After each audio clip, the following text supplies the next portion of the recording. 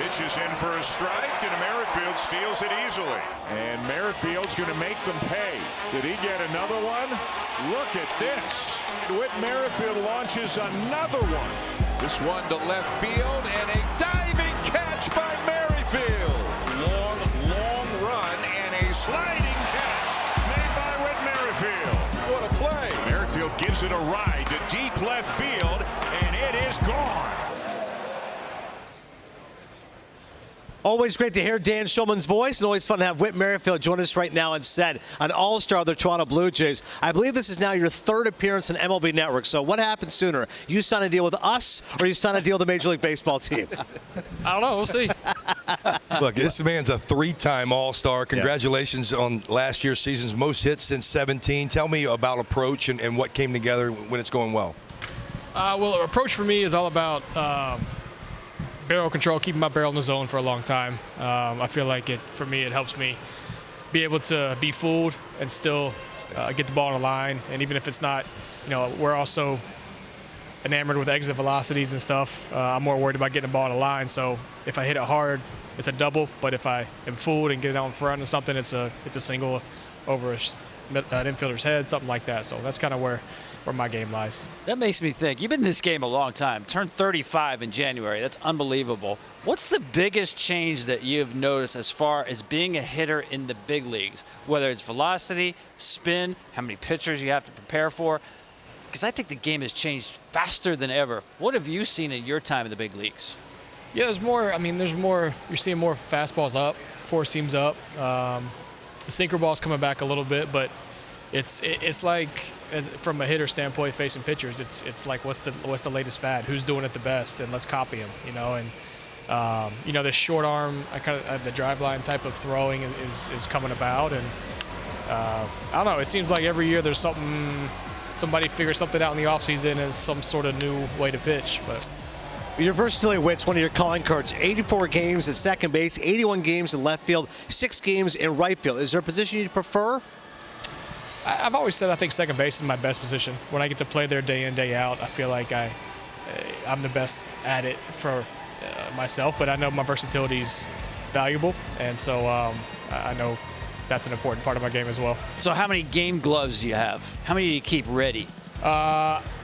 Well, 4, because I got my infield, backup, infield, outfield, backup, outfield. So, but if I play third, I dabbled early in my career when I was playing some third with using a bigger glove, and didn't love it. So same infield glove everywhere. You got one you've had for a real long time? I'm a guy that uses infield glove. I use for a while. Outfield glove, I get kind of color coordinated with my uniform that day. Wow, a little swag. I like that. Okay, got to look good, and you certainly do that. Free agency is not all what it's cracked up to be. You say you want to play second base. Talk us through some of the free agent process. You're looking for teams that obviously you're versatile, and a team could need an outfielder. Talk us through the free agent process, what that's like for a player, constant communication with your agent, trying to find the right fit. Yeah, I think that's something that's beneficial to myself, is that while second base I feel is my best position, if some team sees me as a fit in left or right or center field, there's nothing I'm not opposed to. I don't want to catch, so if anybody wants me to catch, I don't want to do that.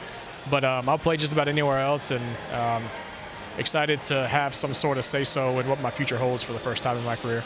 This guy, not only is he versatile on the field, he's on the competition committee as well.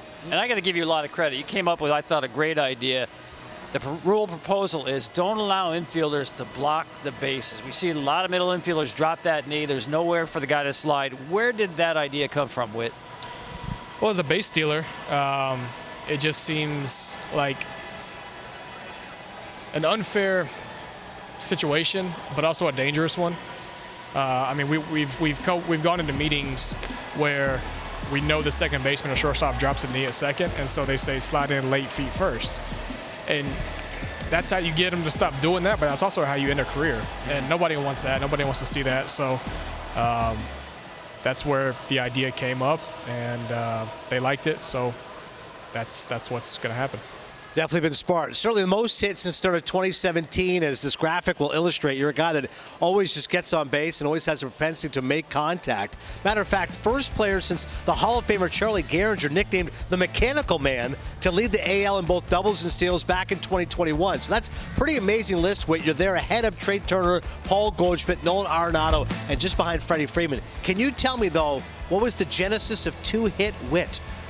That was a Mike Sweeney deal. Yeah, Mike Sweeney, when I was grinding along in big league camp, not really getting a chance at the big leagues. I was playing well when I would get a chance to come up and play with the big league team, and he started calling me two-hit Whit because every time I could come in, not every time, but he said every time I would come in, I'd get two hits, and so that's what he called me, and he's one of the best human beings I've ever met, and so I love giving him credit for that nickname.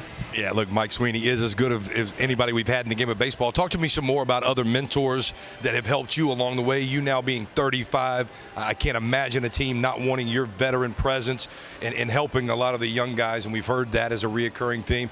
Mike Sweeney being one of them. Name me some other guys that influenced your career. I was super lucky whenever I broke in. Unlucky and lucky. I just missed the World Series in 15 with the Royals, but I had a great group of guys that just came off the World Series that got to take me under their wing. We had Eric Hosmer, Alex Gordon, that were both awesome with me, and really Gerard Dyson was the one guy that showed me how to be a big leaguer, and I love Dice for that, and it's just a great group of guys, and now that I'm at the point in my career, I try to remember what they did for me and the stuff that they would show me, and do that for younger players as they come up. We start our time on air like every night talking about Shohei Ohtani, and we talked about Toronto. You played there, you know the market there. Without making any predictions, of course, what about the possible fit of Shohei and Toronto? I think everything's been fairly tight-lipped with him, so I'm not sure what I know there's rumors around Toronto, and I haven't talked to Toronto about Shohei at all, and I don't know. I mean, it's a cool place to play. You're playing for an entire country. I know the Asian influence in Toronto is substantial, and so I know there'll be a lot of eyeballs that are on him if he's in Toronto. But it comes down to what does he want? Does he want to be in Canada? Does he want to be somewhere else? Does he want to be East Coast, West Coast? It's whatever he wants, and I don't think anybody really knows what he wants, and good for him for keeping that tight-lipped. He's an international star. If he was in Canada, he really would be going global. Last thing for you, Whit, your mom, Kissy, 5-time South Carolina tennis champion. So I want to know, who's your favorite tennis player, aside from your mom? Growing up, currently, whatever you like. Federer. Yeah, I loved watching Andy Roddick play back in the day. I loved his serve. So, yeah, I'm a big tennis fan. Love tennis. That's pretty cool. Last thing, do you think Florida State got screwed? It's a topic of the night. Hey, man, look, I'm an SEC guy. I went to South Carolina, and you can't go 13-0 and not get in. I know Bama would boat race Florida State, but they went 13-0. Leave Texas out. You gotta be. Florida State's got to be in there, and they just, it's a business, and SEC being in it generates NCAA a lot of money. Yep. And the NCAA loves money, so I hate Roll Tide. I feel bad for him. Yeah, I hear you. All right. Whit Merrifield, great job once again, man. Congratulations on another excellent season. Hopefully we'll see a team sign you sooner rather than later. Thanks. Yeah, general managers, get on down here. The guy's really? right here. His Exactly. agent's not far. He's versatile. All-star last year. Come on.